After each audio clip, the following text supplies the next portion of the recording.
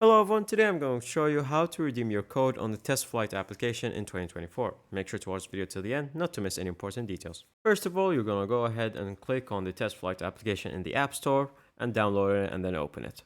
Once you've installed that, it will show you this page and click on Allow, and then you're going to go ahead and click on Continue and accept invites. You're going to show you the terms and conditions, scroll down all the way and then agree it. And you will click on Send by email. And then once done, as you can see, on this page here, you can basically be ready to test or click on redeem.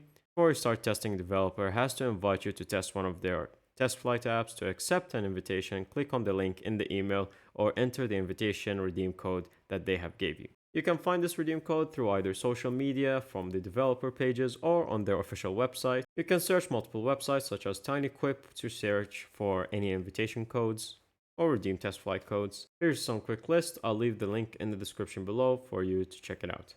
Thank you guys for watching. See you next time. Goodbye.